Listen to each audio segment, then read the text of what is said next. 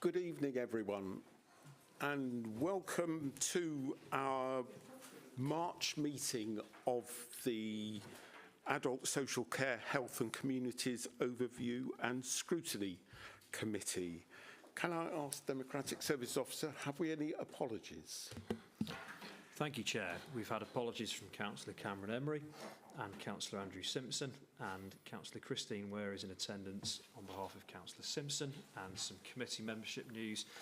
Councillor Fiona Baker is no longer a member of the committee and has been replaced by Councillor Pinder Chowan. Welcome. Can we welcome you, Councillor Chowan, to this meeting? And yes, you're very welcome. And also welcome to Sue Anne. Why did I? Yes, Anne. Yes. Would you like to introduce yourself to the committee and just so that everyone... Yes, Anne McGale. I'm the Interim Director for Adult Social Care. Excellent. Well, you're very welcome here, and we'll no doubt see you an amount at this committee, I guess, in the coming months. So welcome everyone to the meeting this evening. Any declarations of interest that we need to record? If not, can we go to the minutes of our meeting held on the 20th of January? Are they a correct record of that meeting? Yep, good. Yes. Thank you. I just wanted to say, you remember I raised at the last meeting that it wasn't minuted, the request that I'd made, and you said you'd correct it, and I can't see it corrected in this lot of minutes either. And I still just want, unless you want to just put it on the action log, because I would still like an answer. I thought it was a legitimate question, and it was to do with the deprivation of liberty. I was concerned about the backlog that there was, which was over 1,000, getting on for 2,000 interviews that were required, and it's really serious because people actually have their human rights taken away. And I asked the question, how many people die whilst they're waiting for us to actually interview them? And I've never had an answer to that, and it keeps dropping off the minutes. Thank you. Thank you, Chair. The minutes of January's meeting did allude to that, so they were agreed as a correct record at the previous meeting. Right, okay. And whether you've had the answer or not is a different question entirely, but Right. The January minutes were accurate. Okay, thank you. Sorry. Thank you, Chair. So can I just say, report that please, can it be, because you said you were going to change the way you did things and put things on an action log. We will log that as a member inquiry, and apologies for that being missed off last time, Okay, Councillor Herring. Yeah. Right, thank you. To the log, Chair. Yeah, thank you. We'll add that to the log, Okay, action log as well, and that will pick that up at the next meeting. So we're on to Chairman's announcements.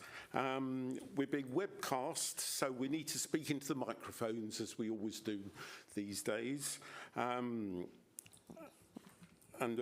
Yes, so no plan for fire drills, so we will follow Democratic Services instructions if anything happens. And I hope you're all got everything on silent mode so we aren't beeping and so on through the meeting. So those are my formal announcements. I've just got one additional announcement to make. I've just received today they do an annual survey from the ICB to see how how Scrutiny is relating to the ICB. ICB? Yes, ICB, yes. And so, with your permission, I shall fill that in because it needs to be in by the 31st of March. It's really just saying how are we relating with them. I guess my initial thoughts is that we need to be working with them more closely than we are at the moment. So, but I will fill that in on our behalf, so that they get our response. So those are my chair's remarks at the moment. Moving on to, so we've got to the point where we've had our CQC inspection report, which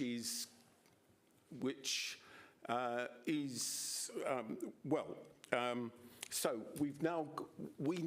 the authority has to respond to that report, I understand, and have an action plan to deal with the issues raised. And I think this is the main business for this evening. And I think to ask you, Melanie, to take us through your paper, which I suppose goes through the findings of the report and where we're heading in terms of responding to it. And then I guess we'll want to just check that we're happy with that direction of travel. Okay, so thank you, Chair. So we're going to talk you through three things. We'll talk you through a bit of a background to the Care Quality Commission assessment of local government. I touched on it at the last meeting when we talked about reform, but I'll just talk you through to make sure everyone understands what the report is and why it's important. We're going to then talk you through the report itself, and Anne and I will touch on that, and then we're going to importantly talk about what next. But I think that you wanted to make a few, Councillor Coos wanted to make some intro comments, if that's okay. Good evening, everyone. So, as we know, the CQC inspection report results weren't exactly what we hoped for. At 59% requires improvement. It did highlight our strengths, that most people felt listened to, respected and involved in assessments. Reablement, assistive technology and community-based support were valued and often prevented deterioration. Safeguarding systems were strong, with people generally feeling safe. Hospital discharge processes worked well, particularly Pathway 1. We do have issues in this report: long waits for assessments, reviews, equipment and therapy, difficulty getting through by phone, inconsistent communications, carers often unclear about support, not offered assessments or unable to access help in a crisis. Complex needs in rural areas face the longest delays and the least service availability, and information was not consistently accessible or available in multiple formats and languages. We were already implementing changes around these areas in most cases, so that was good news. And we are now working on a strategy where we're going to address all these issues. So I'm really looking forward to this presentation along with you. So thank you. Okay, so first of all, just by way of introduction, so the Care Quality Commission is responsible for local authority assessment. It was introduced 3 years ago. They had a 2-year programme of assessing all 153 councils, which has just been completed. So that was completed at the end of December. Not all 153 councils have had their report published. I think it's something, please don't quote me, because I think it's 143. I think there's 10 reports outstanding. And the reports are in the range of care quality outcomes, which, as you can see from the slide, is inadequate to outstanding. So the process that we have in place, it's a 4-pronged process. So it ends with a site visit, which is the Care Quality Commission came to West Northants in August last year. That resulted from having what we call an information return, which was submitted in the spring last year. That looks at our performance, our data, our waiting time, some of the things that we talked about at committee last time, Chair, when we went through our performance report. So the Care Quality Commission looks at all of our published data. It looks at intelligence and insight from other people, so whether there's been complaints or issues arising, safeguarding alerts, it looks at that intelligence that's around for a council. And then it also looks at the stakeholder feedback, so stakeholders confidentially surveyed about us. So it looks at that range of sources. So like I say, concluded with a site visit last August. There was some delay in receiving the report, so we only received the report earlier this year. So it's as Councillor Coos has said, we already were starting to implement improvements, and that was noted actually in the report, as we'll touch on in the findings, that West Northants as a new council has been implementing lots of change, and many of the changes aren't yet embedded. That was one of the key findings. The reason that the Care Quality Commission report is important is because it's really good insight into how well we're meeting the needs of residents, and indeed our improvement plan is all about that. So the reason that I wanted to talk to you about the improvement plan is not because of the Care Quality Commission, it's because we really care passionately about the services that people receive and how well we meet their outcomes. That's what this is about. So that's what the improvement plan will be addressing. We do need to formally respond to the Care Quality Commission. Given where it requires improvement, it means we're under intervention.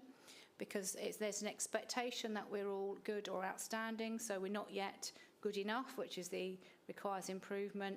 If you can see from the sliding scale, we're 59 score, and it's 62 is the benchmark to be good. So there is some progress that we need to make. So because we're under the intervention, I had to submit a response to the report within 10 working days of the report being published, which we've now done. And then the next step of the process is that by the end of April the 28th, we needed to have submitted a formal improvement plan. And we're going to talk through how we're developing the plan, the timeline for the plan at the end of the presentation. So that'll be the last thing I talk through. But that's really, like I say, how the CQC findings stack up. So it will make a little bit more sense, I think, Chair, as we start to talk through the different findings of the CQC, and you can see how the report comes together.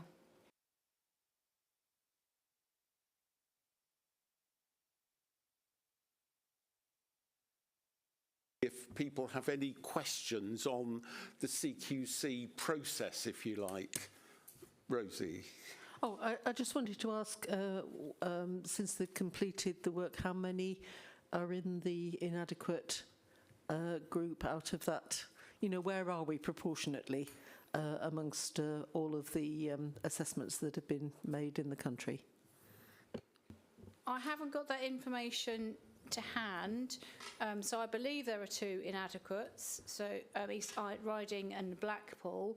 What I don't know is how many requires improvement or good there are. So I can, you know, I can. Is that working? Yeah, I can find that information and circulate that if that's useful. Yep. Any other questions on the process? It is. I think we all should read the report actually. It is quite hard. I would say they are hard work to read.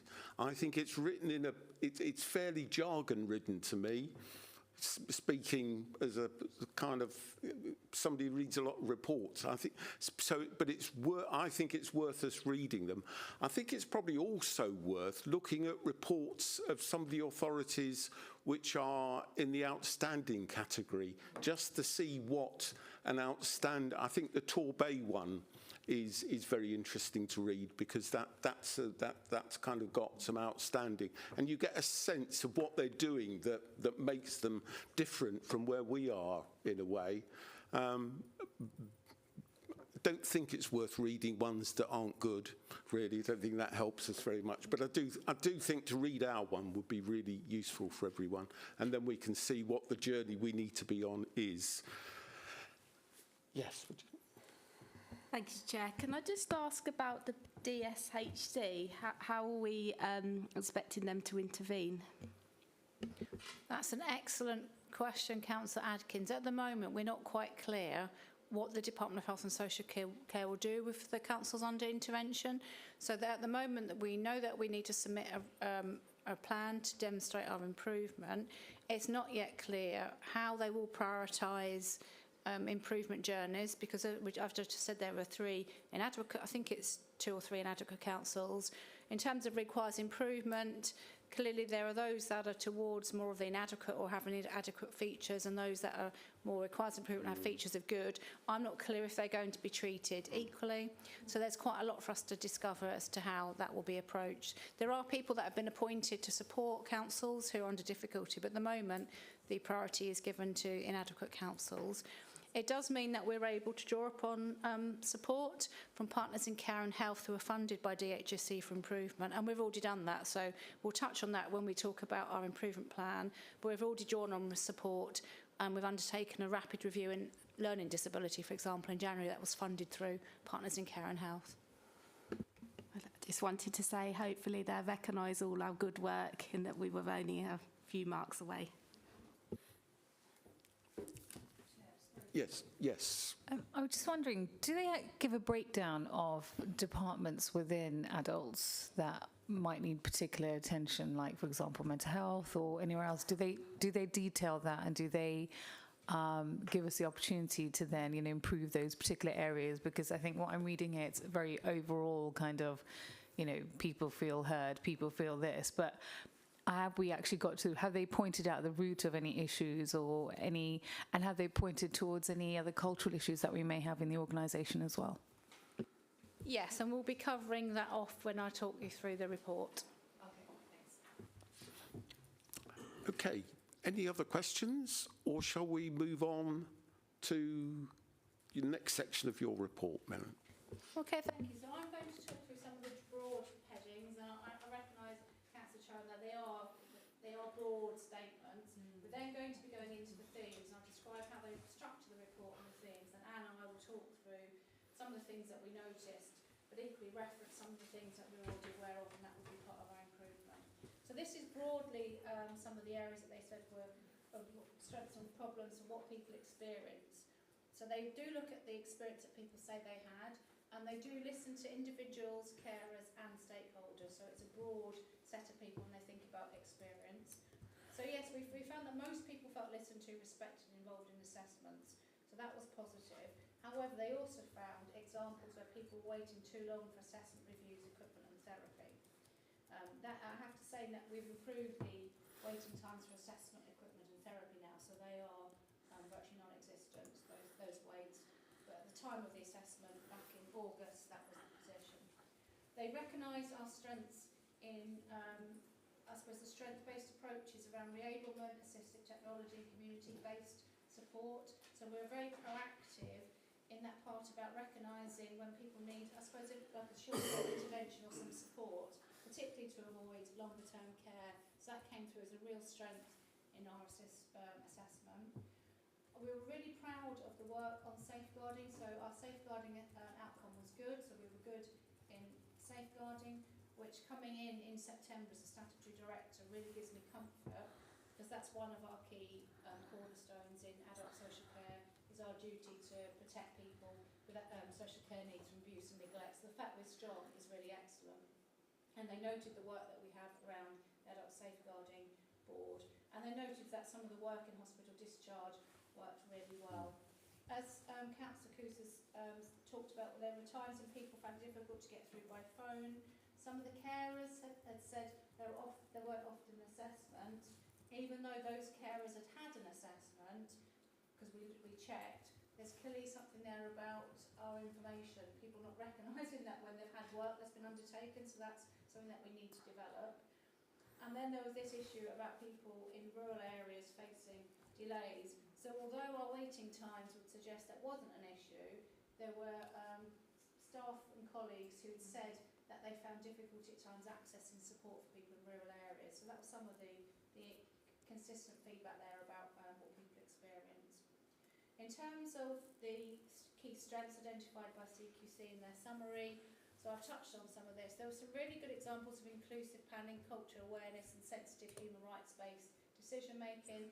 So you'll be aware that social work is about human rights-based approach and social justice, so it's really pleasing to hear that that came through as a strength.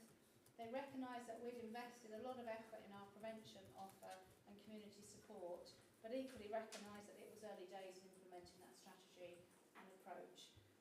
And the partnership work, some of the partnerships we had were really strongly recognised, although it was highlighted that around complex needs, particularly neurodiverse pathways, some people experiencing long waits, although to be honest it was unclear from the report whether that related to us or the NHS. That was one of the areas I just sort of encourage a bit of caution about. And then just sort of moving on, in terms of the areas that require improvement. So I've touched on access and timeliness, so backlog in character assessments and the long waits for occupational therapy. But like I say, we have resolved that, so we've had some significant improvement since the report was published. It talked about significant delays in continuing healthcare, which as we know is an NHS responsibility. So I'm a little bit sore about the fact that was picked up in my report. But there is a reality there about access to continuing healthcare, and it is something that we're working with the ICB to try and improve the way we work together. Our market capacity and service availability, if Ashley was here, and Ashley Leduc, by the way, sends us apologies, Anton is very poorly today, so he is sorry he couldn't be here. He would talk about the work we've done to recommission services, particularly home care and our contracted work, and that's really paying dividends. But we clearly have a piece of work to do if our staff and colleagues in the service are referencing difficulty in accessing support. So that's one of the areas to raise there. And it was highlighted, as you'll see, Councillor Herring, about our backlog of deprivation of liberty safeguards. The waits now is not certainly 1492 days, it has reduced, but we still have a backlog of waiting times for dolls. That's one of the areas of improvement. So what I'm going to do now is just sort of touch on some of the highlights in the report. So Anne's going to help me in talking through some of the things that our responses and what struck us, and really what colleagues have commented on the report, and describe the themes, and then to relate, Councillor Charon, to how we understand the report to reflect different aspects of adult social care. I think one of the things that is really important to note is that whilst it requires improvement, that does give us concern about our leadership and governance, because you can't have strong leadership and governance and it requires improvement. So I think it's worth just highlighting that to committee. So in terms of the report, this is how they theme the report. So they theme it in terms of working with people, which is largely about your assessment and the way things work in initial contact. They then talk about theme 2, which is about assessment. Thank you. That's much better, isn't it? And undertaking reviews. They then have a theme 3, which is about safeguarding, and then theme 4, which is about leadership and governance. And that's how the reports are structured. It will reference mental health, autism, and other types of approaches within the broad report, but it looks at the Care Act as the document for shaping our assessment, rather than services or operational structures, is how they look at the report. So theme 1, so working with people. And did you want to talk us through some of the reports and what struck you with this one? Yes, so the strengths that they identified were about our strengths-based approach to assessments and the positive person-centred experiences. So that means that when a social worker goes out and meets somebody for the first time or to do a review, they're not going out with a kind of a tick list of things. They're going out and listening to the person, talking to them about what their strengths are, what support they already have, what their aspirations are, what outcomes they want to achieve. So it's not the first thing is not to go out and talk to somebody about what they can't do. It's about what are the positive things that we can support you with, and how do we help you maintain the independence that you have. And then clearly you have to have discussions with people about the things they need help with. But it's a very strengths-based approach, and that is what social work should be about. And being person-centred, so it's always having that person at the centre of everything, rather than going and talking to somebody or talking directly to their paid carers or their carers. It's about listening to that person and communicating with them in a way that is meaningful, making sure that your communication methods work for that person. And I know Melanie mentioned earlier on about information that we share with people and access, that it needs to be accessible, and we need to think about the information that we do share with people and making sure we provide it in different formats. It's easy read for people with learning disabilities and in a way that people understand. So they found that was a real strength for us that in terms of our social work practice, that we managed our triaging in a risk-based way, which is really important. So when we did have waiting lists which were identified, we did manage those in a risk-based way. So we didn't just, people weren't just added to a list. The lists were constantly reviewed and checked to make sure that people with the highest level of risk were the people that we would see first. So they were risk assessed. Our services are prevention focused, which is really, really important. So it's about making sure that we're preventing things from escalating or getting worse, or preventing things from happening in the first place. So it's thinking about at an early stage the kinds of support that people might need to keep them well, keep them independent and healthy, rather than waiting until somebody's in a crisis. And the other thing that's really important was around timely financial assessment. So that is anybody accessing adult social care services will have a financial assessment to determine what level they will contribute in terms of towards their funding. But it's really important for people that happens in a timely way, because at a time when you're having an assessment, it's very stressful anyway. And this is part of it, and families want to know at an early stage what they're likely to have to contribute, because it's a worrying time for people. And for the council, it's really, really important because it's income that comes into the council. So that's a real strength, because in a lot of places that isn't the case. The shortfalls, as we've already talked about, were long waits in some areas for assessment, but that issue was addressed very quickly, and we're now in a position where we don't have significant waiting lists. We've found ways of managing that. Some issues around data, which again isn't particularly unusual. There were some inaccuracies in our data, but again, there's been a lot of work done on our data, and we've also implemented a new client record system, which means that we're now able to have more accurate reports. It's still an area that we need to work on, and there'll be ongoing work around our data. Melanie mentioned inconsistent carer support, and we think that is probably more around the understanding that people have around what they've had. So with the carers assessment, people perhaps don't realise that is technically a carers assessment. They've had those questions and discussions, they've been offered support or signposting, and it's about us being better at explaining to people what that means and what the process is, so they can identify that. Some gaps in advocacy, so we need to look at that. And then one of the things that did come up was around unequal access, including rural communities. That's an area we want to do more work on and investigate further. At the moment, we know that potentially there were individuals that spoke to inspectors and mentioned that. Not to say that's not important, but we need to find out more about the scale of that as an issue and whether or not it is a significant issue. And OT assessment delays, that was quite significant at the time of the inspection, but now that is much improved and we don't have significant OT delays. So overall, really solid foundations in place, but timeliness, equity and our data need improvement. I think it's well worth noting that at the time of the inspection, we had just gone live with the new adult social care record. So that had led to a lot of data inaccuracies. It was very difficult for a period of time to pull data out of the system. So I would hope that 7 months on, we could be much more consistent with our data. But particularly at the time, it was very difficult then for colleagues to describe how they were ensuring equity and how they were understanding the population. So a big theme of the improvement plan, as you will see when we present it later, is that we know our population and we know them intimately, and we take steps to tackle the issues that they face. So theme 2 is providing support. So Do we want to just have a break there? Any questions on that? Yes, Christine, come. Thanks, Melanie. Is it possible that you can provide us with information specifically about any complaints to do with the financial assessments?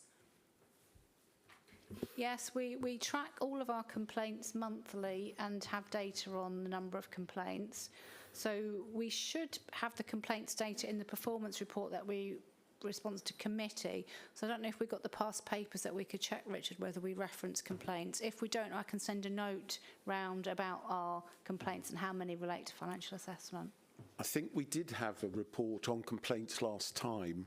What it wasn't done was broken down by section, so it might be more useful to actually have that as kind of by type of complaint, I think. By category. I'm particularly interested in the financial assessment piece, but thank you. By category would be good.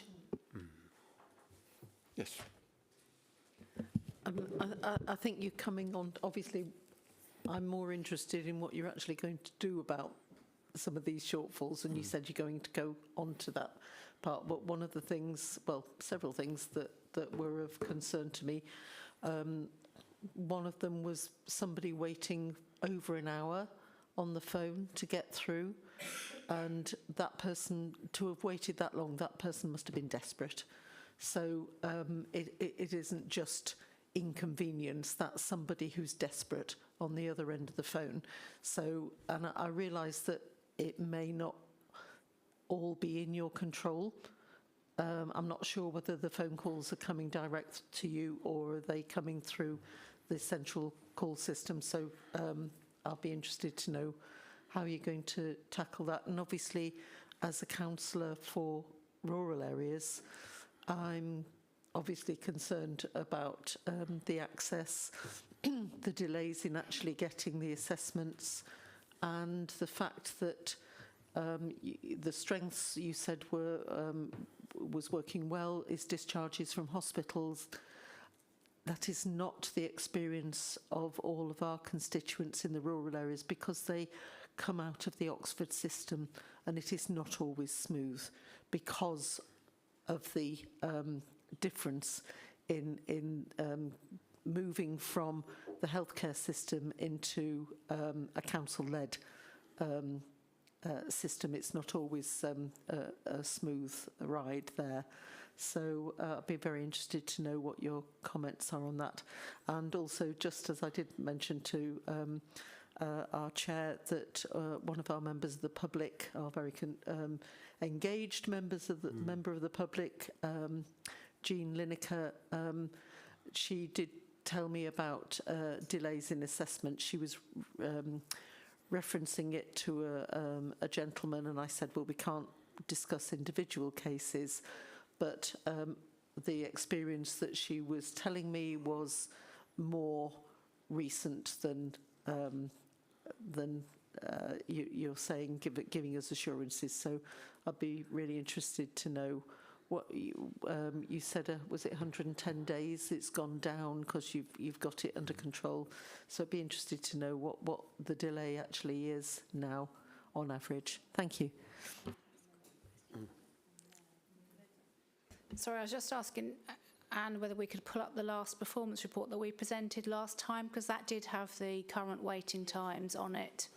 Yeah, but I don't have that in front of me. But that did, when we presented to last committee, that had the waiting times currently, our current performance on there, and hospital discharge. But you're right, that still wouldn't mean that every single person, particularly leaving hospitals from outside of Northampton, whether they would have received a good experience. But our performance on hospital discharge is good from Northampton General. Yeah. So you're only measuring it from Northampton General, not anywhere else? The measurements are measured by the NHS and they're measured from hospitals. That's how the NHS measures it. Yeah. Do you want to go? Okay, my question was just on the accessibility and the understanding of, people that might not realise that they've had their assessment. Have we got any statistics on that? And also, how can we work towards making those more accessible? Can we do it visually or something? Have we thought of other ideas that councils that are more outstanding may have? Thank you. Yep, so the CQC, it was two carers, wasn't it, Anne? So there were two carers who said to the CQC they hadn't had an assessment, so they attended the CQC interview. They had an assessment.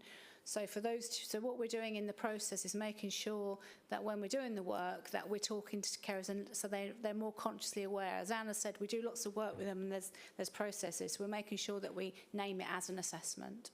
There wasn't a concern that the CQC found that we have an issue about accessibility for assessments overall.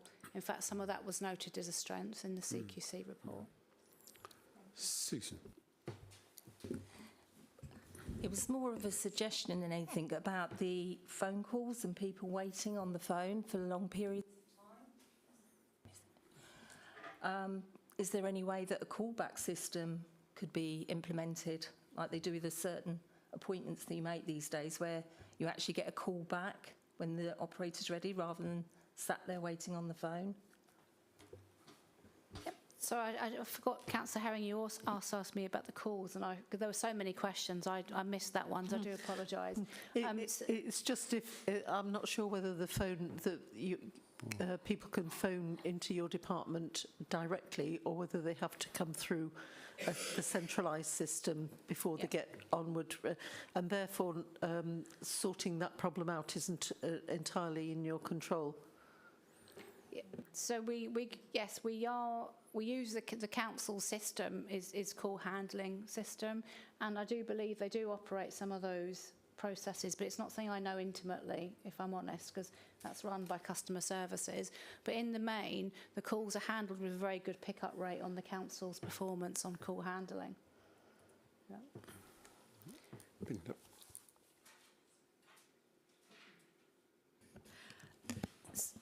Does the report mention or ask anything about the workload for social workers at the moment? And I remember we've historically struggled in terms of recruitment of social workers. How is that going for us at the moment? Thank you.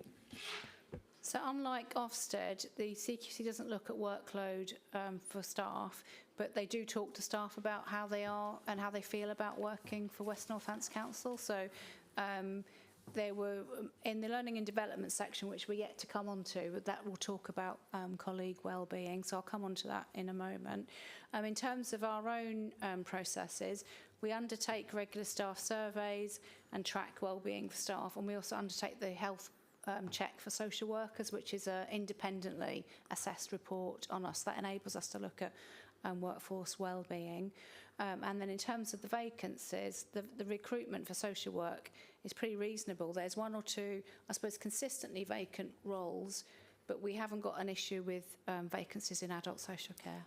My reason for asking that is I've recently come across a case where a social worker actually quoted and said, I've got 32 people that I'm working with. How much time do you expect me to give each person?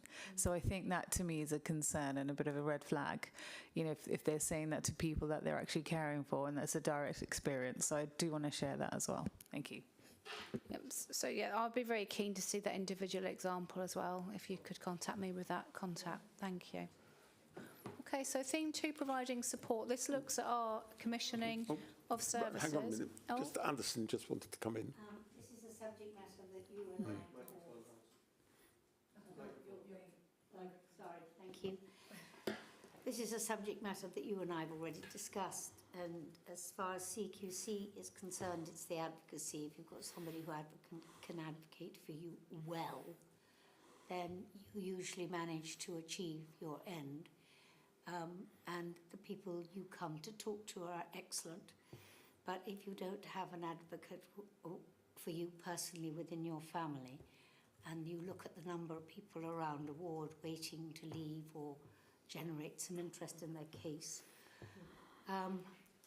it's extremely difficult. And I'm not saying that we look at it now, but it's something that we might bear in mind for the future, because that will be an improvement. I think there's too many people who need to be advocated for, not enough family members who know what to do with the subject, and therefore we don't get fair representation of the availability of services to leave.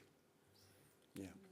Yes, we'd said, hadn't we, Chair, that we would look at, you would call in the NHS to talk about how they support people in those circumstances. Yes. Okay, so the next section is about our commissioning. So it was recognised that we have a sound public health approach to the way we look at our commissioning approaches through the Joint Strategic Needs Assessment, and clearly Councillor Coos chairs the Health and Wellbeing Board, and they could track back through the decisions we were making in commissioning to the needs of the population. It was noted that we have strong partnerships across the system, and that social care is a system leader. It talked about the fact that we have structured quality monitoring. We've got some really sound improved joint frameworks, particularly for supported living and extra care. There's been a real focus in the department and extra care in the last few months to ensure that we're making the most of those housing options for older adults. So the capacity, we touched on this, was about the sourcing home care on occasions for people in rural areas, because clearly capacity is driven by people, it's driven by care workers available to work, and obviously you have more capacity in clustered in urban areas where there's lots more care workers available. So that was the issue there with the capacity, and I think we've talked about the carer services and access to respite there. So really it was noted that we've got a really strong partnership infrastructure. It was noted that we've got many frameworks and strategies that are under development, but they're not yet fully embedded, and that was the conclusions there. So we had requires improvement for care provision and integration, and then a good outcome for partnerships and communities. And did you want to talk through ensuring safety? Yes. Sorry, can we just check any questions on that section on kind of commissioning and so on, or are we happy with that? I think we're happy with that. Let's move Yes, let's move on. I just want to check at each section whether we've got any questions and pick them up as we go through rather than, yes, later. Okay, so in relation to safeguarding, they looked at the culture within the organisation and found that to be very effective with strong safeguarding governance. So this partly is talking about our Safeguarding Adults Board and the oversight that brings. And that's also the effective partnership working. So the board brings together all of our partners, and they saw that the board was functioning well, working well with partners. We take a proactive approach to risk management. I mentioned that earlier, so partly around triaging. So when we have people waiting for any kind of assessment or any safeguarding concern, things are always risk assessed and dealt with according to risk. So that was really strong. And they talked about a clear focus on MSP, which is making safeguarding personal. And that, again, is about being person-centred.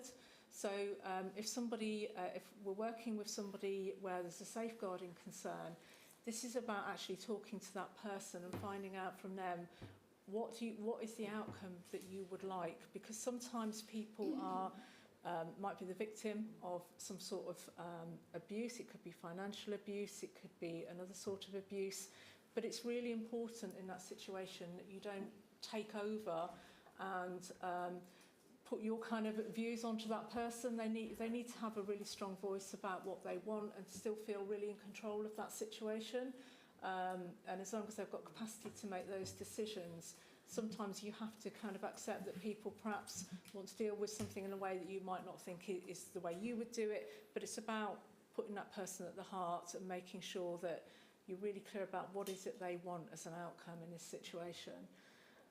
The shortfalls, we've talked about those before. Those are the backlog of our DOLS assessments, and that number is reducing, but it's still, it's still significant. And that is a national issue for most local authorities across the country, but that doesn't mean to say we should be complacent.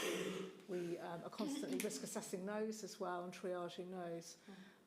Discharge delays around complex discharge. So these are people with complex mental health needs where perhaps they've got very significant mental health needs, and when they are discharged from hospital, it's under a Section 117 of the Mental Health Act, which means that health and social care are jointly responsible for their discharge plan. People who are coming out of prison who may have complex social care needs, and again, people who are on the CHC and funded nursing care pathways. So it's really around, there was a lot of positive feedback around hospital discharge, but for those most complex people, there were some delays, and that is quite often about finding the right support for people so that they can be discharged safely into the community. Some concerns around inconsistent contingency planning for cared for people, and that wasn't in all cases. Again, it's just about inconsistency. So in some cases that was good, but there were cases where they felt that our contingency planning could be better. And again, the issue around equity and consistency in support. So again, generally people had a good experience, but there were instances in particular areas for particular groups of people or in particular geographical areas where it was felt there wasn't that consistency. But overall, they felt that there were really strong foundations in safeguarding, but capacity issues sometimes affect responsiveness, and that particularly around DOLS, that is a capacity issue, and consistency to reduce delays across all pathways. Yes, Rosie, come in. Obviously, I hear what you say about capacity issues and in relation to the DOLS backlog, and wonder whether you've made representations to improve the capacity.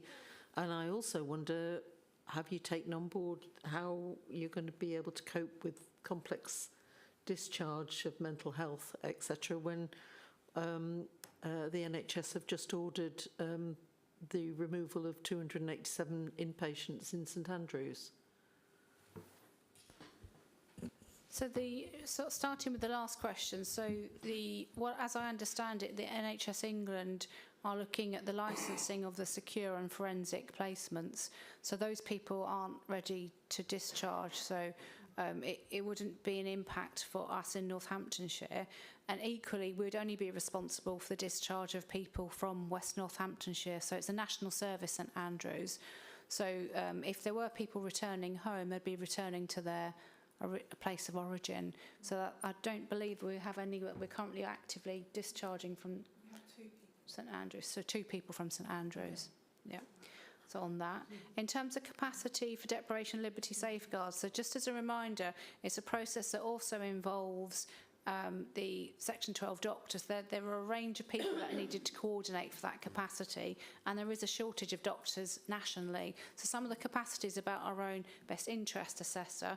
Well, I believe that we've improved that capacity recently. The issue is with the doctor assessment, is the medical assessment aspect of it. So that's some of the capacity isn't about social care capacity. So as the local authority, we're responsible for convening those assessments and leading the authorisation, but we commission other people to undertake some of those assessments on our behalf. I think you've only got 5 members of staff, have you? Is that correct? In the Doles team? Yes, but as Mel explained, a lot of the activity is commissioned. So we have best interest assessors internally, and we commission external best interest assessors and doctors. So most local authorities do that. They don't just use their internal workforce. They have to rely on external people that work as best interest assessors. So they're social workers that do that work all of the time.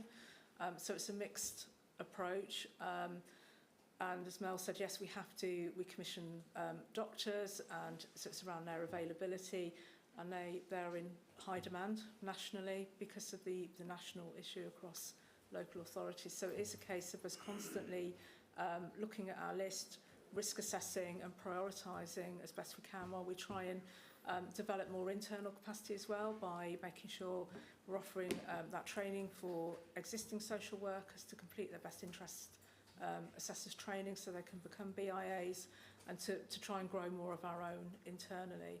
But that all takes time. The training is something that takes a bit of time, and you need to be an experienced social worker before you can undertake that training. Do the doctors have to be specially trained? Yes. And is it a payment issue? Is it what we're paying them that's causing us to not be able to get enough capacity? Because of the change in the legislation and the deprivation of liberty safeguards came in, there's not enough doctors nationally to undertake the level of demand of the work. So there's competition for those doctors. So it's not that it's how we pay, because the rates are comparable across the country. It's the level of work and a national. That's why I say it's a national issue. It's not just a West Northants issue. So they ask that they require specialist training. These are specially trained doctors. Do they just do that, or are they GPs? Section 12 doctors. So it's a qualification. Right. Okay. That they have to undertake before they can do this. Okay. Thank you. Okay. So I was just trying to find, while we were talking, the dashboard for Doles, and I wasn't successful, so I do apologise. I thought I'd just try multitasking, and it hasn't worked. I will continue to find it for the meeting. So the last theme is about leadership. So we identified the strengths, that we were visible leaders, had a strong learning culture. It was really noted about how innovative the council is, particularly around artificial intelligence and technology-enabled care. And I certainly found that since coming to West Northants. There's a real eagerness to find different solutions for people to meet their needs, which I think is really strong. It was recognised that we'd made attempts to lead co-production, but I'll come on to the area of improvement for that shortly.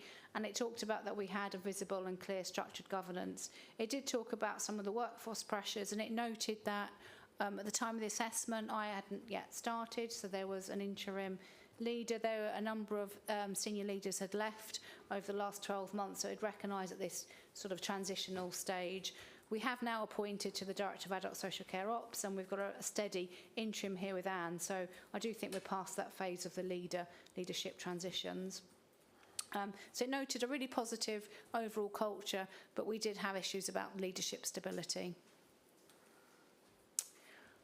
So in terms of how to become consistently good, so these are the general themes that we're going to be focusing on in the plan, and we're going to talk you through that shortly. So it's really important that we hear those stories. So a number of you have talked about those stories that people have, constituents have said about their examples and experiences which kind of go against a lot of the evidence. So we may have 98% of people that aren't waiting, but there's 2% of people that are. So it's really important that we hear those voices and listen to people about what's important to them. Partnership is clearly a strength, but there's still more to do. And we've heard about those areas of partnership where it's quite tricky, particularly around Section 117, hospital discharge, continuing healthcare, and particularly where it's agreed about who pays for things. There's clearly a tension between us and health service. So that's an area, in my mind, of focus. We need to really continue to build our strength-based practice. It's recognised as a strength, but that's not job done. So it's really important that we continue to do that. We need to build this plan together, so across the council and with colleagues and with people who draw upon care and support. So this isn't going to be about a plan that I just write in a cupboard and submit it to DHSC. This is about us all having our part in ensuring that the plan is going to work and deliver the improvement. So we'll just talk you through where we've got to. So Anne will switch presentations. Can I just ask a question? Can you identify, or have you identified, we're always asked to make a plan for the bank manager, aren't we? So can you identify a plan for the future to make yourself better? Are there certain issues that you can highlight yourself that gives you a goal? Yes, and Anne's just calling that up, so hopefully that'll be on the screen in a minute.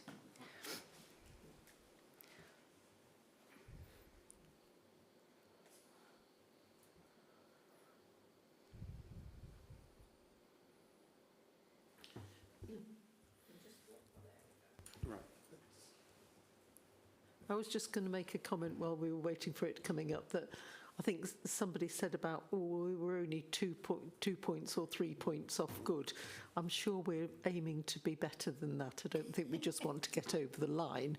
We would like to be very firmly in the middle of good, I'm sure, at least. Thank you. I would like to ask at some stage, which areas would we like to be, which are the areas that we can be actually outstanding in? We can shift it, yeah. Yes. So the local authority assessment is about the Care Act. So to me, the really important elements about the Care Act are that, like I say, that we ensure that people are safe, that we act to protect people when they're at risk of abuse and neglect. So that's an area where I'd want to be outstanding. The other core duty of the Care Act is to identify need and then to negotiate with the person a robust plan to meet it. So in other words, assessment and review. And then a really nice thing about those three areas is that I bring to this committee quarterly performance data on how we're doing. So how well we're doing on reviews, how well we're doing with waiting times for assessment, and making safeguarding personal. So they're the three areas I think which will give this committee that sort of litmus test of how well we're doing. Thank you. And then equally, in terms of what people say about us, their experience of us, that's going to be important. Unfortunately, we can see the presentation, but it's not coming up on the screen. Try just unplug the cable. Plug that back in again. That's the answer to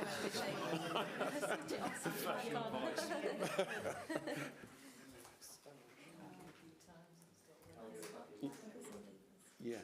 Do you, yes, do. Thank you, Chair. You touched upon prison leavers in the last bit. How are we doing there? When the contingency plan and any gaps between probation and what we can do as a council, please. Yep, so the evidence is that our joint working with probation and prisons is relatively good, and they are active members in our adult safeguarding arrangements. So I'm going to just talk through, whilst we're trying to fix the presentation, the priority area actions. So we have 6 areas which we're saying are priority areas arriving from the CQC report. So the first one is about our workforce development and our practice framework. So it's going to be really important that we have a really clear practice framework that it reflects the learning from the assessment and that it's driving the approach that we do so that we can be equitable and consistent. And we want people to be able to describe that when they have the experience from us. So in other words, if you live in Daventry or one of the villages or Northampton, your experience is consistently good, regardless of where you live or your protected characteristic or any other issue. So that's going to be really important to us. A second priority action is about communication and information sharing. So I've described about the fact that co-production is going to be crucial. So the way that we engage with people who draw upon care and support, we need to improve that. And we've got an active plan, which I'll show you when we can get the slide up, with our expert by experience and co-production boards to improve on that. We believe that it's relatively strong with carers, and that was identified as one of the strengths, but we still believe we've got more we can do in terms of engagement and communication with carers, and importantly with our colleagues. So we're modelling the fact that we're going to have a revised, a fresh approach to the workforce and how we develop and engage with them. So we've already held start briefings. We're developing the improvement planning through workshops with colleagues, because it's going to be really important that we do this together, because at the end of the day, it's not me that delivers the good outcomes to people, it's our colleagues. So it's really important that we have that piece of work going. The bit about clear and accessible information is really important. So we have council work to review the web page. We've got our new AI, WhatsApp and chat bots that we've launched since the assessment to try and improve the way that people can interface with us. So that's going to be an area which we're going to be improving. It's going to be really important that we close feedback loops. So one of the things that I've noticed from complaints, and Anne would echo this if she wasn't so distracted at the moment we're trying to get the assessment sorted out, is that when we get things wrong, most of the time we get things right, but some of the complaints we see is that we've just taken too long to get back to people with outcomes. So we've undertaken a good piece of safeguarding work, for example, and we haven't told the family the outcome of it or closed that feedback loop. So one of the things that we need to do is to get sort of good at communicating throughout the piece of work and from the start to finish, and that's going to be a focus of both our practice framework and work with colleagues. The leadership development's another priority action, because clearly we've had feedback from the CQC that our leadership isn't stable and consistent. I'm hoping with my appointment and with the appointment of a team that is going to be shifted. So that's going to be a real focus for us. So we're working as an adult social care leadership team. We're spending much more time together. We're actively looking at our improvement journey. So we're having a bit of a cultural shift about the way we work together. So data is going to be really important. So I will be improving the performance reporting that you get here, because clearly you're going to want oversight on it.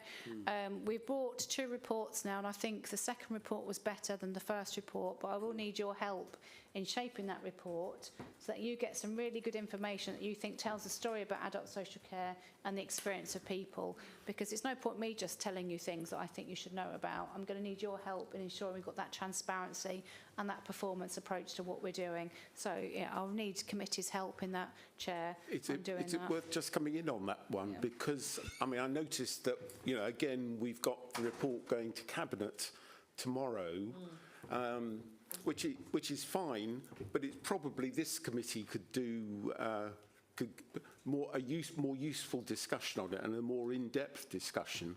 But it would seem that probably the range of we don't want to create a huge paper chase but it will be useful if the information we're getting is relating to the tasks that we're seeking to achieve, really, the areas that we're trying to improve. So I think there is a job to be done to work out what is the data this committee needs, how do we do that in the simplest possible way, and whether that is a task that we can be given sort of between now and the next meeting to really look at that and really just understand how we do that to best effect. Okay.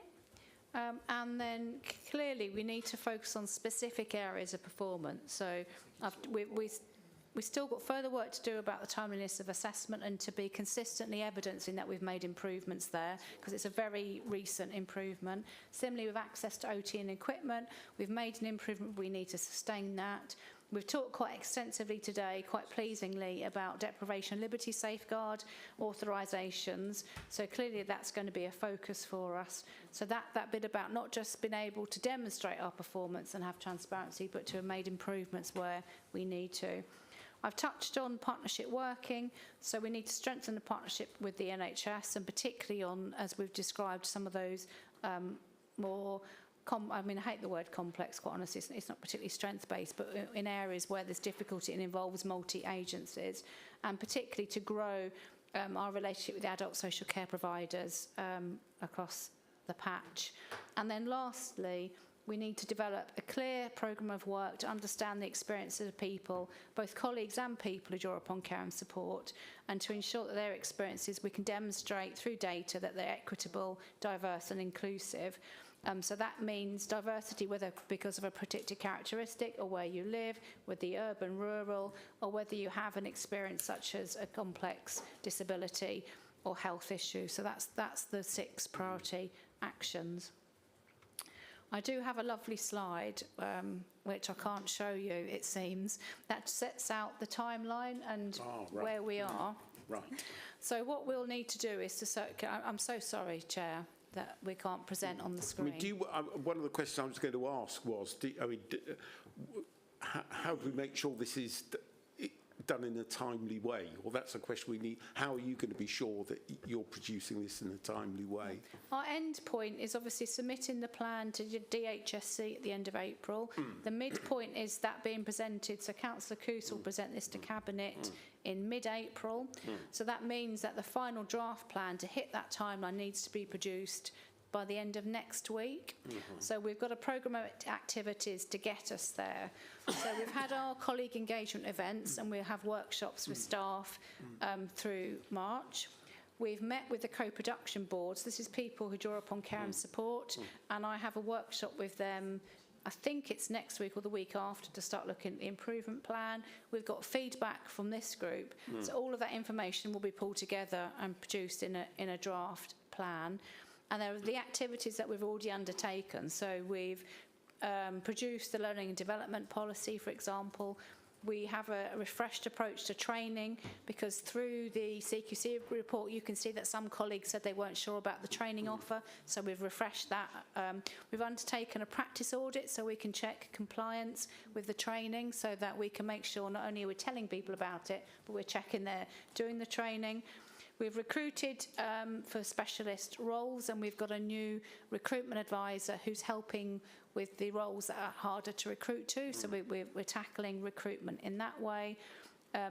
We've got a collaborative training process with the Children's Trust. So we're building a collaborative approach, and we're centralising our learning and development across adult social care to make it more consistent. We've updated our supervision policy.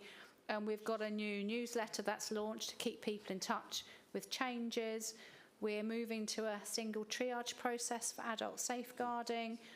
And we've got a new winter plan with our NHS partners and a new service improvement lead working across the community trust, ourselves and the hospitals to work on hospital discharge. So they're the sorts of things that we're doing. Because I think somebody asked, what are the practical things you can do? That's what we're doing. And like I say, the next steps then will be to focus on the things that we've talked about through the presentation we need to improve. Right. That was an awful lot there. Rosie. Alison, could you turn your mic off, please? Oh, I'm so sorry. That's all right. Then we can... It is an extremely big job, isn't it? I mean, you know, the breadth of what you have to cope with is enormous.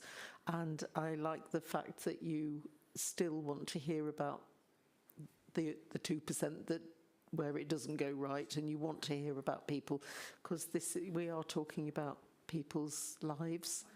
I would very much like, and I think it may require the cabinet member to consult with colleagues and get the telephone system sorted out, particularly because this cohort of people that we're talking about, we've all moved to, we all know the frustration of trying to get anything done with banks and whatever. Everybody's moved to digital, but this particular cohort we're dealing with are still more telephone based. And as I say, I still keep thinking about, I know it was a one-off of 1 hour, 8 minutes that it said was the longest somebody had held on to, but I just feel for who that person was and how desperate they were to get to speak to somebody. I'm sure we can do better, but it does probably require you to be working across the authority in different areas. We haven't mentioned care homes and placement in care homes. And I know that the paper that's going tomorrow is about, I presume, the risk of the fees going up and what that's going to mean to the budgets and so on. But we haven't talked about I haven't heard you talk about the whether we've got enough placements and how the department actually looks after that. And did it come? I know the CQC look at care homes, they rate them individually as well, but presumably they were also looking at our process as to how we contract with them. And I wonder what was said about that. So if you remember, theme 2 was the commissioning slide. So that summarised the evidence, and so there was no concern about the sufficiency of care homes in West Northants. And to go back to the call handling, so we have just recently undertaken a mystery shopper exercise on the customer services centre, and I also spent the morning both in reception and with customer services.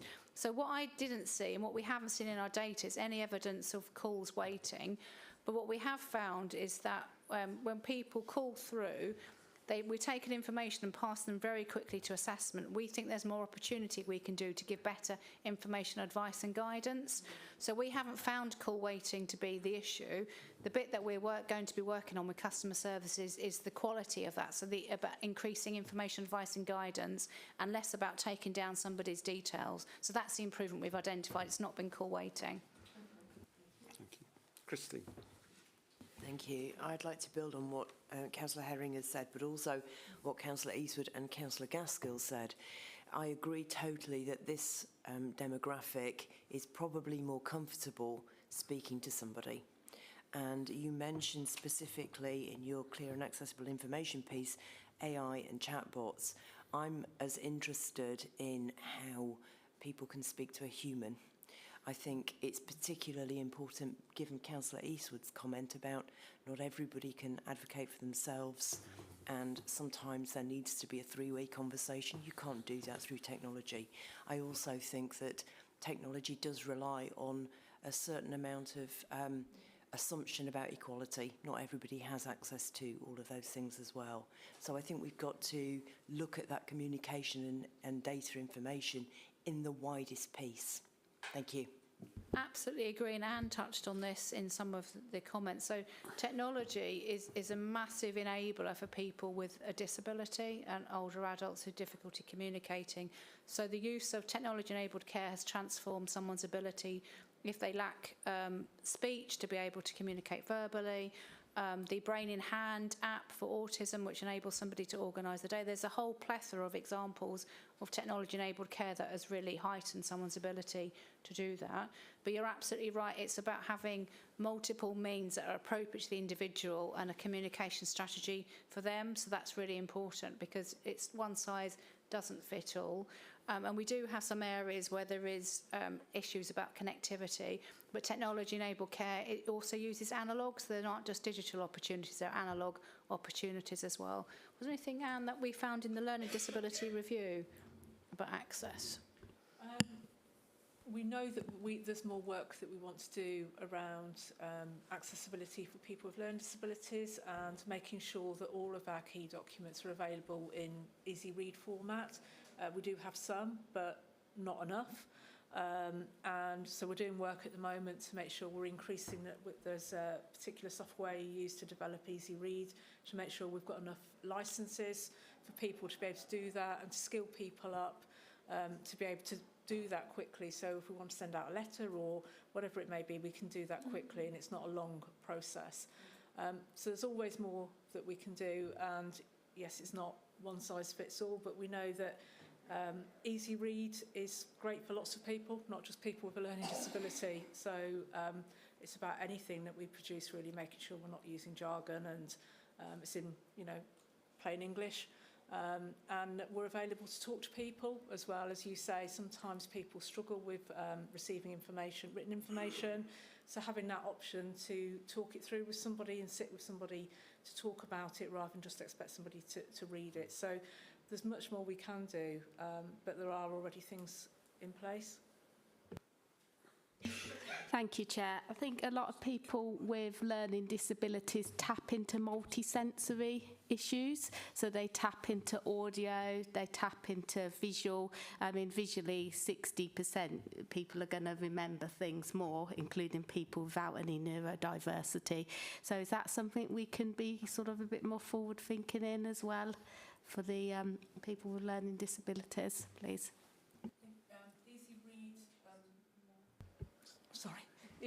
When we produce something in Easy Read, that alongside the words has pictures. So that's what Easy Read is. So you have a whole kind of bank of images that you can use. So we can show you examples of that, but it's pictures alongside words. Okay, thank you. Thank you, Chair. Yeah, I have a few points I'd like to go over. I don't expect to get the answer now. A lot of the people I worked with, it would need to be a conversation, and with a member of staff or an advocate with them, because they just would not, as was pointed out, be able to access any of the technology stuff. I don't want to throw rocks because I know you've only just got here, but I'm concerned that this is, most of the things here I've seen have very little to do with people.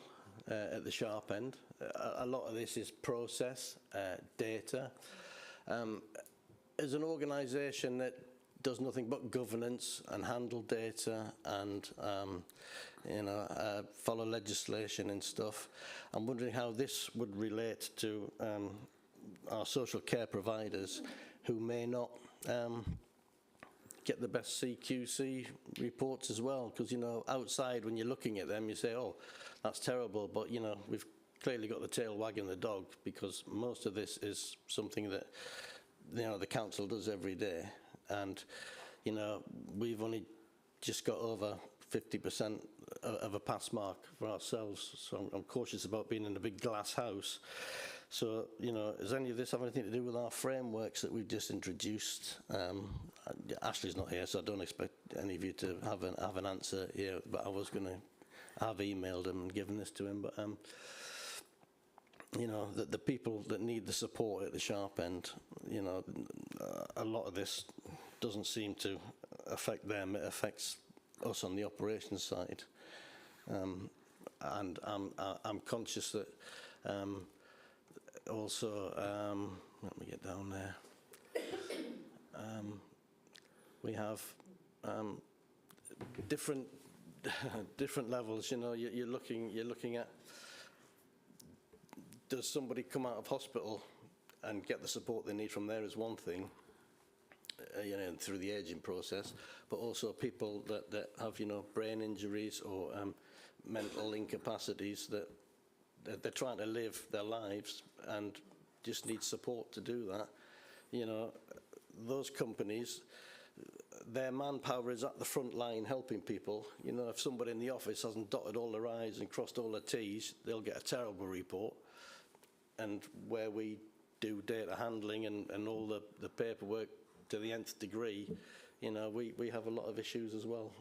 So does that get taken into account? Would that prohibit a company from getting on our framework? Does it prohibit anybody going to a company that hasn't got a glowing report? I'm just curious. Maybe not now. So this report absolutely is about the 4,000 people that on average we support every year. So this is about people's experiences. So just to give you that reassurance. So yeah, so in the way we talk about it, it chunks up and gives a view on how we do as a council.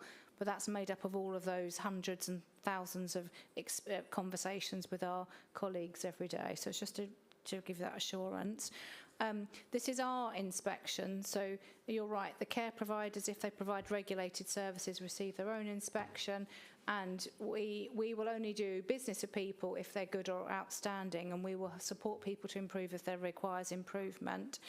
And we have our own KPI, our performance indicator, that is that we want to have the whole of the providers in West Northants as being good or outstanding. And we've got, this is not for today's agenda, but we bring a quality report on the market regularly with our performance report, and that talks about the activities we're doing to work with our providers to give people good outcomes. But yeah, we do that in partnership with them. Yeah, just to come back on that, Chair, that's an important issue. You know, you're expecting the providers to be good or outstanding, and we aren't there. And I know it's not your fault. You only just got here, but I'm saying this is the issue. I'm looking at we're in a big glass house and we're throwing stones at other people, saying that, oh, you're not outstanding, but it's a paperwork exercise. A lot of it. It's tail wagging the dog, not the person on the ground doing a shopping list with somebody, taking them out, giving them a quality of life. They're marking what's happening in the office more than what's happening to an actual individual on the ground. Yeah, I wouldn't agree on that. I think we are marking what's happening to people on the ground, but we can agree to disagree. And we don't throw stones at people who requires improvement. We work with them to improve. And it is actually my responsibility and my fault. So I'm quite determined while I'm here that we'll have a really robust improvement plan. And that will be about improving experiences of people on the ground. Did you want to go? I'd like to just come on a couple of points there with the innovation and the modern technology, etc. Although there are a demographic of people who can't use it, won't use it, are afraid of it, I'm thinking more in the elderly and the elderly frail. They're not used to technology and they don't want to use this. What it is going to do is encourage a lot of the younger generation who need the support to use that technology. And in hindsight on that, it will free up a lot of time for the human interaction. So in a way, it's feeding that group to allow more time for that group. So I hope that is a little bit of a reassurance. Sorry, we got lots of people. Who was Alison first. Yeah. Right. I think it's an interesting subject you've raised, Councillor Cartwright. You know, we are an elected body. Melanie is employed to do an extraordinary and vast job. It is our responsibility to hold her accountable and to talk and to keep watching ourselves so that we can approach her and talk with her in your department in a sane and cultivated way so that we can endorse and help you. Because if you don't have the questions, you won't get the answers. And there was a journalist who said this morning it's our job to answer the question, but then you ask the question, but then you have to question the answer. And I think you need our support. And when we are in the highways and byways, it is our responsibility to come to you and say, look, this isn't working, but that is. And if we don't, it is we who are at fault. We were elected to look after our residents. Can I sort of come in there and ask, I'm surprised as a ward councillor how few concerns I get coming to me about adult services. I get lots of concerns about potholes, but I get very few about, and I don't know whether there should be anything we as a council should be doing to say to people that if they've got concerns, then they should be contacting their ward councillors. I don't know whether that's an issue. I don't know whether I'm atypical in that regard or whether I'm off beam on that. But the danger is we have services that are kind of almost in the private domain too much. Laura wants to come in on that, and then I'll come to others. Sorry, I butted in there. That's right. Councillor Purser, I totally agree with you. I didn't realise how much that was available until I was elected. And there's something I've noticed is there's not enough information going out about the services adult social care has. There's also a misconception that we are a frontline NHS service. We're not. It's a paid-for service. And there's a lot of information I think we should share with the public. And there's a lot of wins and good successes that we have in public health and adult social services that need to be shouted out a bit more. I think everyone only sees the doom and gloom and the bad side, but there are a lot of wins, and we need to say a bit more about that to the public. I wonder and whether make we them aware. need some more. Actually, we could do with some briefing for councillors on what is available and how it's delivered. So I wonder if that's something we could take up as part of the sort of general information side of things. Sorry, I'm butted in there. On the partnership working, you've not mentioned lapse. And given that I've got a meeting tomorrow for the South and East, I think it's particularly important in terms of reaching the rural communities, which actually you've said is one of your priorities. So I wonder whether you want to give any consideration to how you can work through the lapse and the community service to actually improve the outcomes. Yep, so we've talked on the slide about working with the voluntary sector, with people who draw upon care and support in the NHS.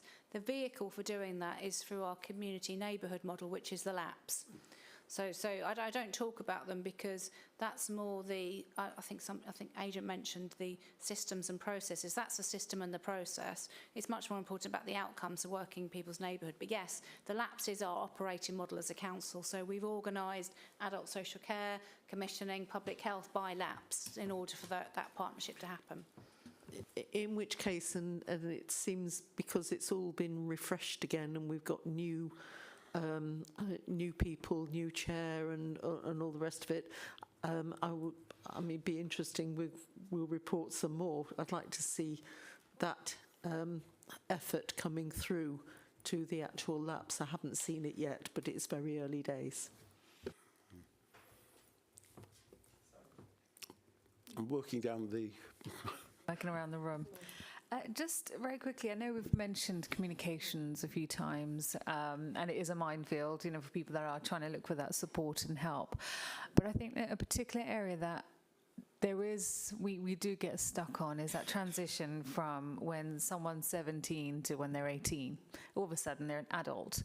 But, you know, that one day is not going to make a difference in terms of them, you know, they're still a child, they're still functioning as a child, the human brain's not developed fully, and so on. But what you also see is a change in the dialogue that's taking place with that individual.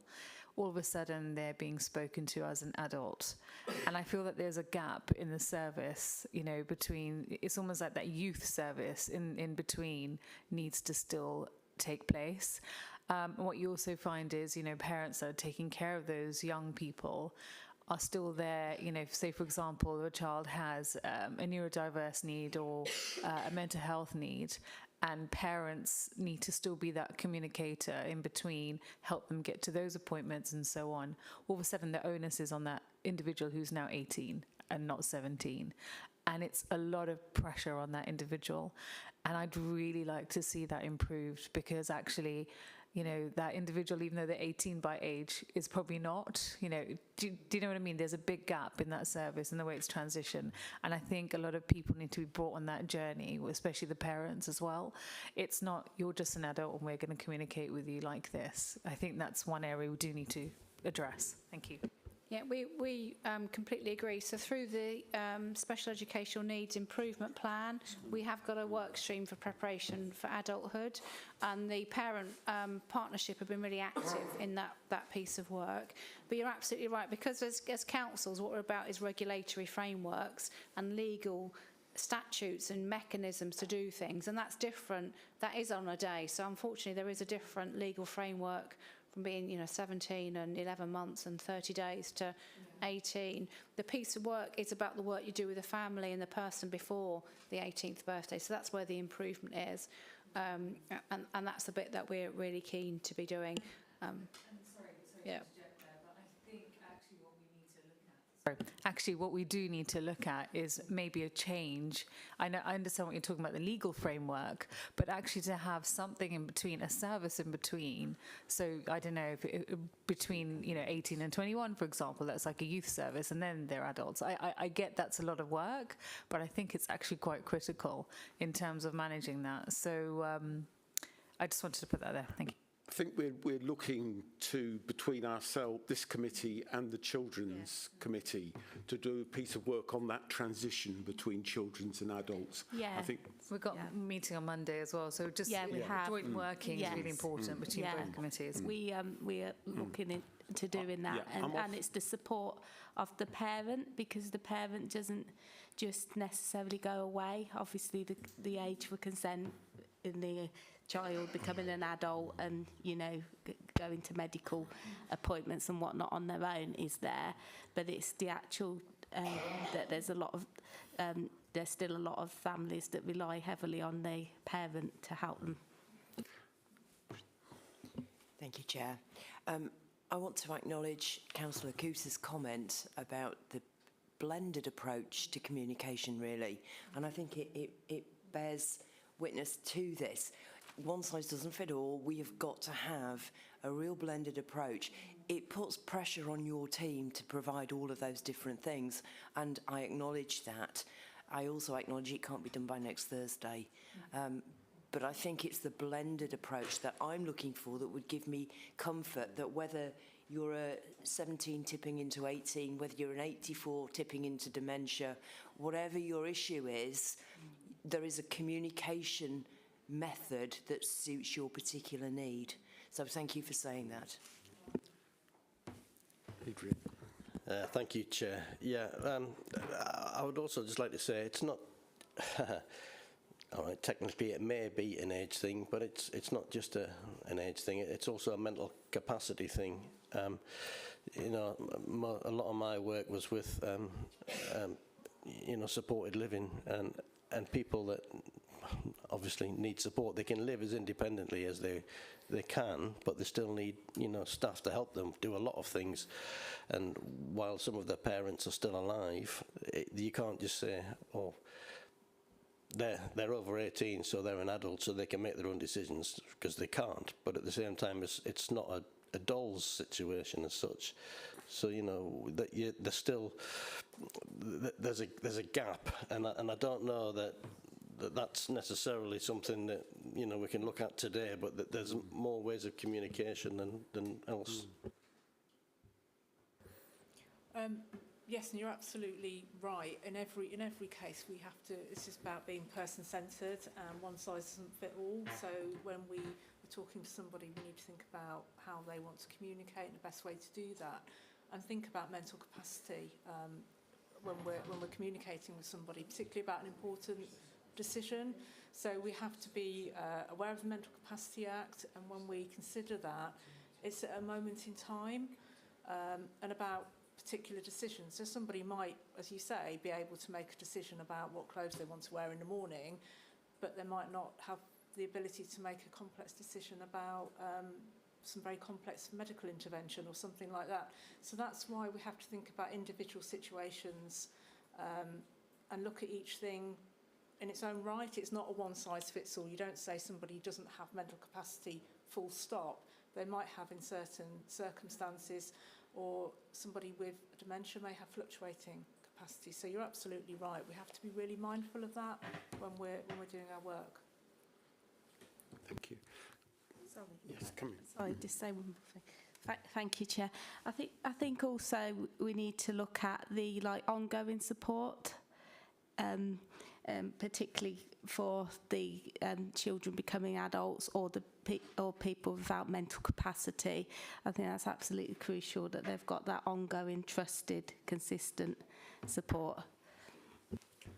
And as you can see from the slide, we started work, as I mentioned, on preparation for adulthood, but it's not yet at the point where we can say that we successfully transition every young person into adulthood, and there'd be many that we would hope don't have an ongoing adult social care need, that the support's been so good they don't need to call upon us. There are others that are transferring from health into adult social care, from education to social care, from children's social care to adult social care, and we need to be able to be supporting the breadth of those transitions. Can I pick up, well, kind of two issues. One is, when you were going through the challenges that we've got, one was working with health partners. And I'm wondering, does your action plan sort of fully pick up the work that needs to be done so that we do have good relationships and effective relationships with our health partners? And I suppose just as I was talking to somebody this week where they've got health issues in the family, and interesting, it was the GP who suggested they had a carers assessment. And would that be normal? And do all our health partners really understand that that should be happening, where people have got sort of chronic health needs within a family situation? We would hope that core health colleagues would know about it, but I mean, given a GP is a really good example, given the things that we'd expect a GP to know. So it's great to hear that the GP did give that recommendation. And we do invest in our carers strategy and the carers communication, the carers hub. So we do try to work hard, but we have to remember, when we talk about health, as we know, because this also has a health scrutiny function, we talk about so many different professionals across the patch, so many different organisations. So yes, the improvement plan will address that, but it will focus on the key relationships, such as the Integrated Care Board, the 2 hospitals, the Community Trust. Yeah. Right. Are we reaching the end of this particular? Are there any final questions on Laura? I'd like to just say as well, I think I've had a conversation with you, Mel, I might be mistaken, I might have been with, I can't remember which one, but with the transition of child to adult, there was a thought that possibly the social worker or whoever is assigned to the child could transition partway across with, because the sudden change of the person they're working with and used to can really have a negative impact sometimes. That is something I believe we are going to be looking into, to see how we can implement that to help the transition and hopefully lose less in the gap that we seem to miss. And I really also wanted to say as well that when I first came into my portfolio, after a while, it was the one when I was starting to get used to what was going on. It was almost like we were in a lull with the wind. And since Melanie and David Johns took their posts, the wind is behind us, we're moving. So rest assured, they're tightening everything up, and I'm sure we're going to see a massive change in our CQC rating next time. Thanks. I suppose my final question, I was asking, which of the areas was Scott? Sorry, do come in, Scott. Yes. Thank you, Chair. On that note, Laura, do we have a target for the next inspection? What are we aiming for?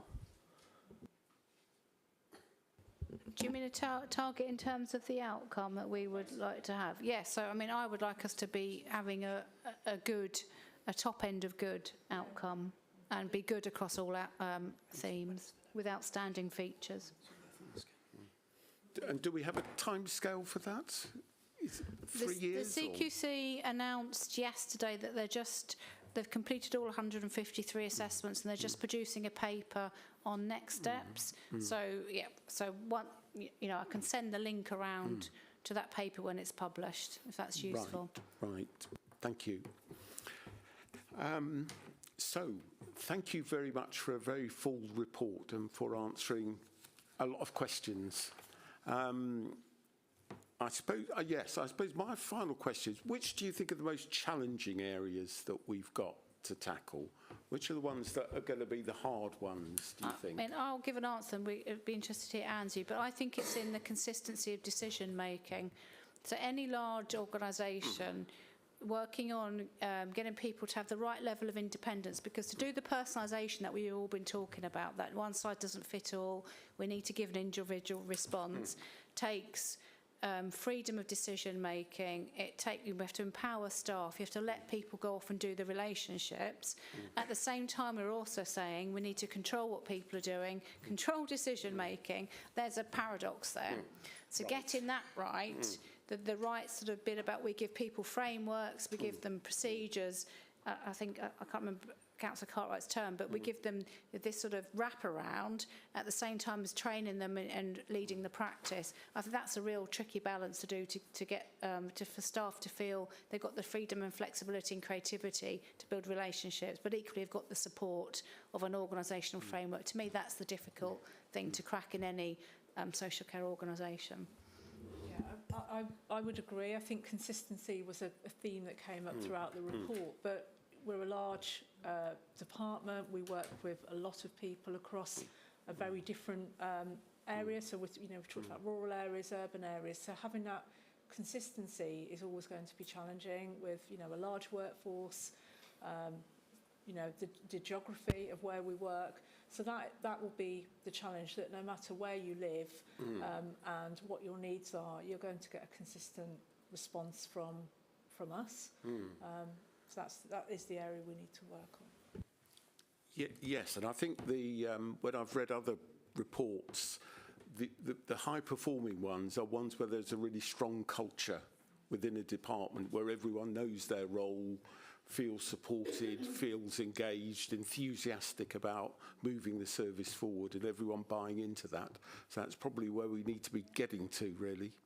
Yes. Any final... So what is our task?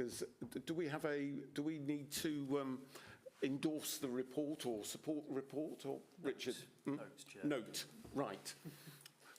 Because this will then form the basis of what goes forward to Cabinet, so that we can say that we've given it kind of the once over here, and that we're happy with the direction that things are going in. And I guess the proof will be in the pudding in the end. Are committee in agreement with that? Can I thank you both for your input in this evening, and also thank members of the committee for your input to it as well, because that's been useful. I think a useful discussion actually. So thank you. So I think we're now moving on to the review of the committee work programme. Can I interject before you do your bit that we had a meeting of what's called the triangulation group, which is the meeting between cabinet members and the chairs of the different scrutiny groups. And there are just 2 or 3 things I think it would be useful just to report back, so that you know the bits that I think are relevant.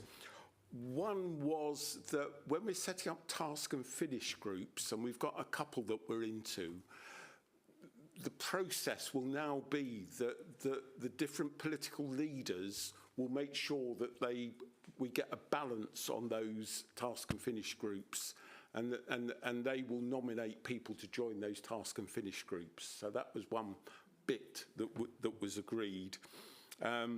The second thing was that we were going to try and have a longer, what's the word for it, sort of forward scan of what the issues are that we need to be looking at as a committee, so that we're getting ahead of the game more. So we're looking more sort of 12 and 18 months ahead rather than 3 and 6 months ahead. So that was a second point that but I guess that's about me talking with Melanie about that and just spotting what is coming up in the longer term.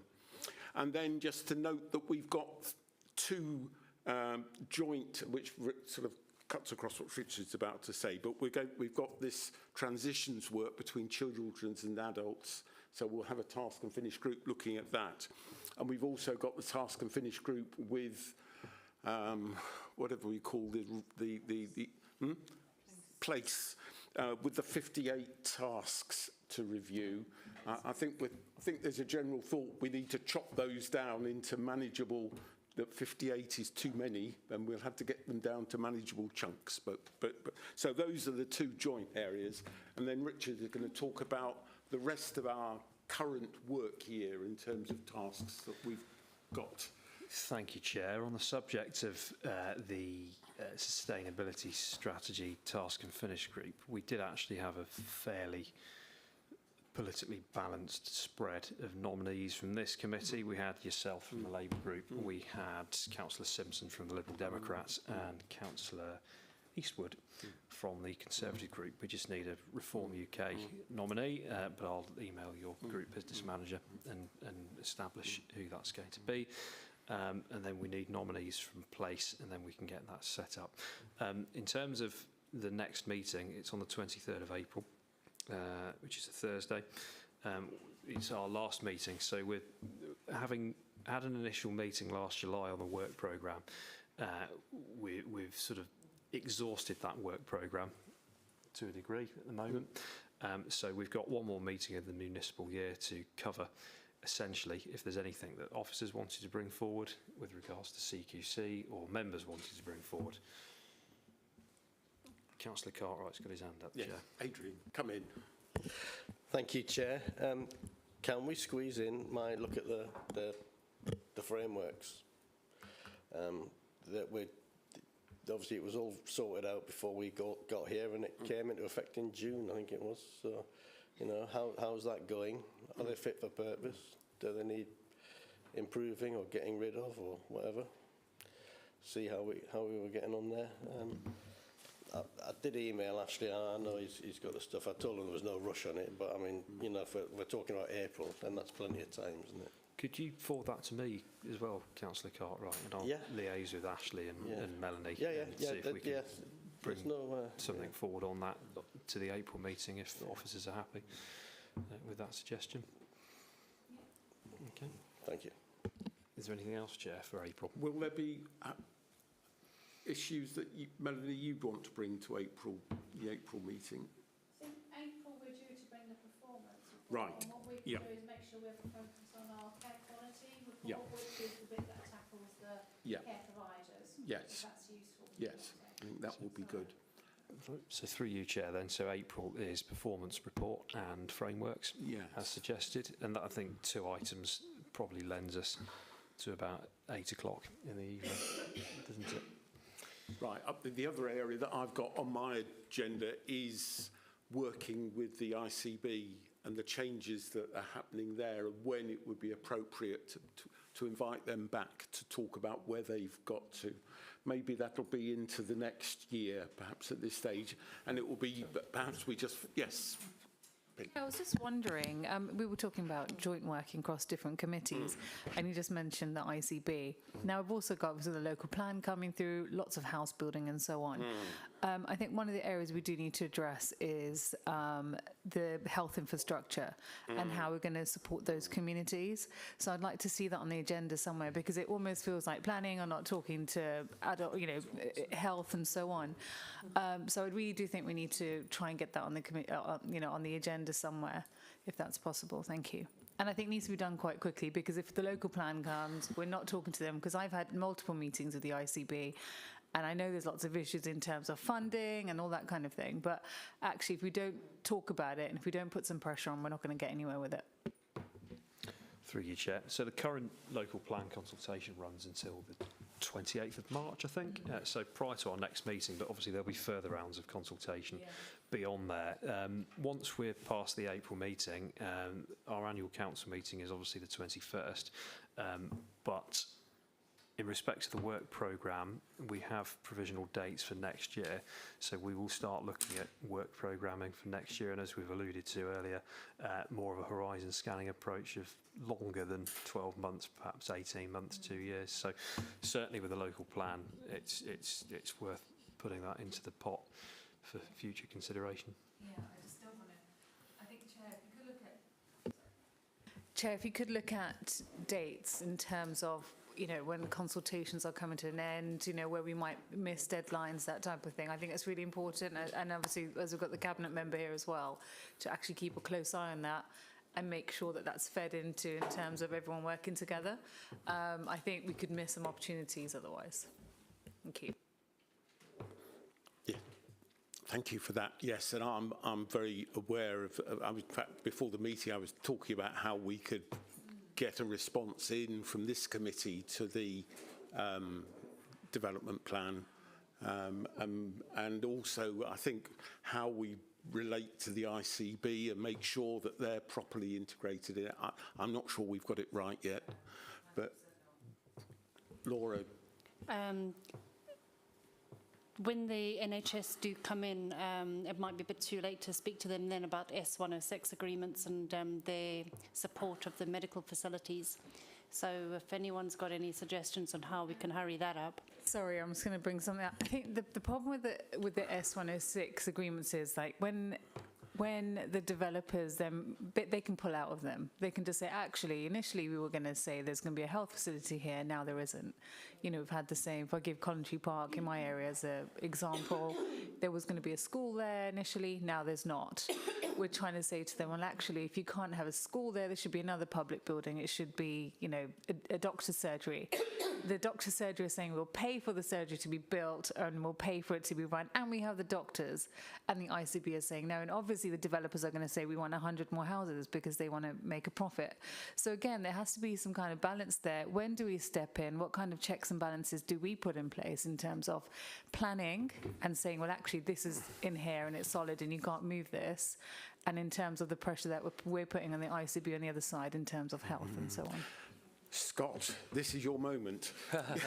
Yeah, that is a big issue that we've got at the moment. Historically, when we tell developers what we want, it's been for that only. So if we come and say we don't need a school, then that's it. The land is gone. It goes back to the developer to build houses or do whatever they want with it. In the new plan, we are going to be less rigid with what we are going to specify. So we'll try and not say it has to go to this school. Doesn't have to go for this. You know, if that land is available for us to develop a centre, whether that's medical, sports, we'll just be less rigid with what is going to be happening going forward. Obviously, I've seen your case where they said we don't need medical school. The council said we don't need a school. It's actually the DFE, I think. Right, yeah. I'm going to ask. Yeah. Mel, do you have a view on this? Because it's very much your. These sound like planning duties. I don't think we can ask Richard to advise, but I don't believe that this is in scope of what the health, because the health scrutiny function is about scrutiny of the Health Act. I don't think these are things contained within the Health Act. No, these are matters for individual planning applications. I think you're missing the point, sorry. We're talking about joint working across different departments. I understand that in terms of scrutiny, but what it was saying is actually when a scrutiny item is discussed, it should be aligned with another scrutiny programme, for example. We shouldn't be working in silos. That was the point that I was trying to make. I wonder whether we perhaps need, I think it properly should exist within the place scrutiny function, actually, but I think we have an input to make to that, and I'm not sure that we've yet. I think it's quite a complicated area. I'm not sure it's done well anywhere, but given that we're a major growth area in the country, we've got to get it right, and I'm frustrated that our. And I know there are huge changes happening in the way health is delivered, but it seems to me that we've got a 1782 hospital trying to meet the needs of a burgeoning population. I'm not sure we've planned. I see no evidence of a plan for managing both primary and secondary health needs within a growing population, and I think it needs to be done somewhere. Maybe it shouldn't be done here, and perhaps I should be writing to somebody to say this needs to be picked up. Well, I think I need to be writing to the leader of the council to say how are we as a council dealing with this. I think you hit the nail on the head when you said that how health is being delivered has changed, and it's now not about bricks and mortar, and we should be going for a per capita contribution from developers, not buildings and land. Right. But I don't know legally who, how and where that happens, but in terms of the ICB, that's where we will get a proper contribution. Right, we've set a rabbit running here. But Mel, did you want to come in, Mel, to final? I think we're into finally. It would be really helpful for the Integrated Care Board to attend to talk through the changes, and particularly where they interface with us. So you've heard me talk about the CQC and my perspective of it. To match that up, so that bit about getting, that joint view would be to talk to them about their role as strategic commissioner, their role about continuing healthcare, about joint funding, about responsibilities for hospital discharge. So that would be my suggestion about ICB changes. Sorry. Yes, I think so. Yes, yes. Right, I think I'm going to bring the guillotine down at this moment, because everyone's got homes to go to somewhere. So can I thank you all for your contribution this evening, thank the officers for their contribution, thank Democratic Services, and we can all go home. Thank you very much.